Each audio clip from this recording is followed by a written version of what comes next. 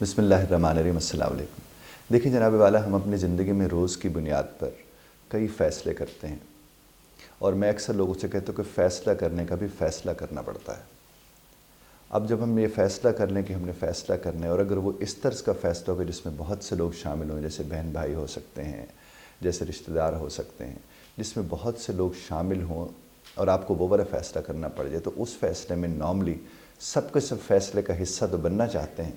لیکن سب کے سب اس فیصلے کی صورت میں ہونے والے نقصانات کے الزامات سے بھی بچنا چاہتے ہیں۔ اس لیے ہر شخص اپنی رائے دینے میں تو بڑی دلچسپی رکھتا ہے کہ میں رائے دے دوں، یہ کر دوں، لیکن جب خدا نہ خواستہ وہ فیصلہ غلط ہو جائے تو بلیم جو ہوتا ہے وہ آتا ہے۔ ایک تو جب بھی کبھی آپ فیصلہ کرنے لگیں، وہ جائیداد سے متعلق ہو، وہ رشتوں سے متعلق ہو، وہ کسی چیز سے متعلق ہو،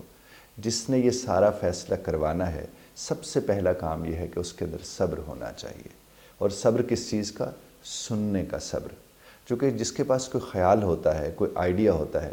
اس کی شدید خواہش ہوتی ہے کہ اس کو سنا جائے، اور ایک اور خواہش بھی اس کی ہوتی ہے کہ جو اس نے کہہ دیا وہ مانا بھی جائے۔ وہ دوسرے فیز میں آتا ہے۔ لیکن ہم لوگ نارملی جب لوگوں کو سنتے نہیں تو وہ الجھ جاتے ہیں، وہ الجھ پڑتے ہیں، اور اس کا نتیجہ کیا نکلتا ہے کہ وہ یہی کہتے ہیں کہ ہمیں سنا نہیں گیا۔ اور اگر انہیں سنا جاتا تو کم از کم ایک الزام سے تو وہ فیصلہ کرنے والے لوگ بچ سکتے تھے۔ دوسری بات یہ ہوتی ہے کہ اگر 20 لوگ بیٹھے ہیں تو 20 لوگوں نے فیصلہ نہیں کرنا ہوتا، 20 لوگوں نے رائے دینی ہوتی ہے۔ فیصلہ اس میں سے 4 سے 5 لوگوں نے کرنا ہوتا ہے، لیکن ان 4 سے 5 لوگوں کو منتخباً 20 لوگوں نے کرنا ہوتا ہے۔ اب مثال کے طور پر آپ کی ایک بڑی فیملی ہے، اور اس میں سے 20 لوگ بیٹھ کر جائیداد کا ہی فیصلہ کرنے چلے گئے، 20 لوگ بیٹھ کر کسی رشتے کا ہی فیصلہ کرنے چلے گئے، 20 لوگ بیٹھ کر کوئی صلح صفائی کا فیصلہ کرنے چلے گئے، تو اس میں سے کوئی 4-5 لوگ ہوں گے جنہیں یہ اختیار دیا جائے گا کہ آپ فیصلہ کر سکتے ہیں۔ اب جب 5 لوگوں کو منتخب کر لیا گیا ہے تو وہ پانچوں کے پانچوں نے اب ان 20 کو سننا ہے۔ اگر وہ ان 20 کو سنیں گے نہیں تو پھر اس کے بعد نقصانات ہوں گے۔ اور جب آپ سن لیں کسی کو، سننے کے فوراً بعد آپ کو کام کیا کرنا چاہیے؟ اسی معاملے کے اوپر اپنے تجربے اور تحقیق کو خاص طور پر سامنے لانا چاہیے کہ یہ بات تو ہو گئی، سب لوگوں کی رائے تھی، یہ اس کی رائے تھی، یہ اس کی رائے تھی، اس کی رائے تھی، اور سب کی رائے کا احترام کیا ہے کہ انہیں بغیر ماتھے پہ بل ڈالے، انہیں بغیر یہ کیے ہوئے کہ شک کی نظر سے دیکھے ہوئے، آپ ان کی بات ہے، ان کی رائے، آپ انہیں سنیں۔ رائے فیصلہ تو نہیں ہوتا، اور ہمارے ہاں سب سے بڑا پرابلم یہ ہے کہ کسی رائے کو فیصلہ سمجھ کر اس کی رائے کو درمیان میں ٹوکا جاتا ہے اور پھر اپنی ٹرین آگے سے چلا دی جاتی ہے۔ ایسا کرنے سے آپ کو نہیں اندازہ کہ کتنا زیادہ نقصان ہوتا ہے۔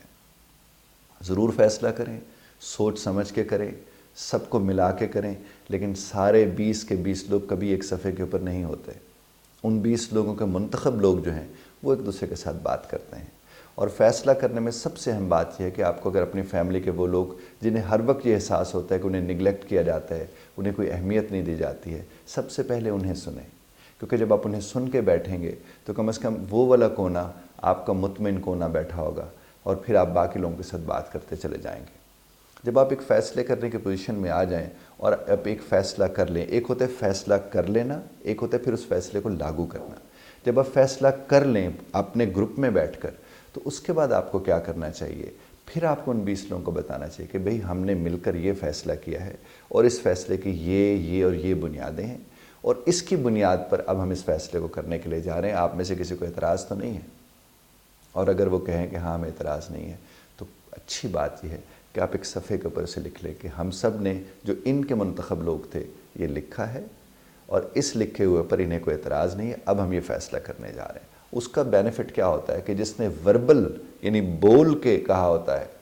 کہ میں اس میں ساتھ ہوں،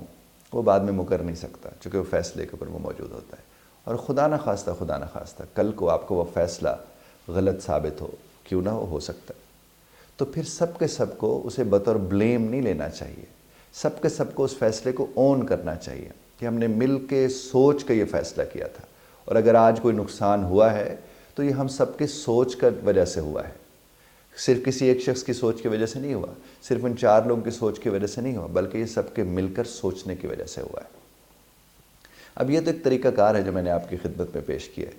اگر یہی والا طریقہ کار آپ اپنے گھر میں، آپ کی فیملی چھوٹی ہے یا بڑی ہے، صرف ویسے ایک ہفتے کے اندر بیٹھ کر سارے اکٹھے ہو کر رائے دینا، رائے لینا، آپ اس کے اوپر کام کرنا شروع کر دیں گے، فیصلہ کرنا،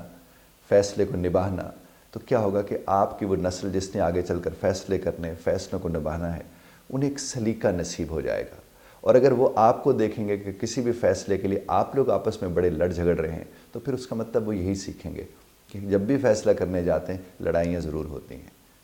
فیصلہ کرنے والے کا مدبر ہونا، تدبر والا، غور و فکر والا ہونا، اور سب سے بڑھ کر صابر ہونا، سننے والا ہونا، یہ سب سے اہم بات ہے جو ہر فیصلہ کرنے والے کے پاس ہونی چاہیے۔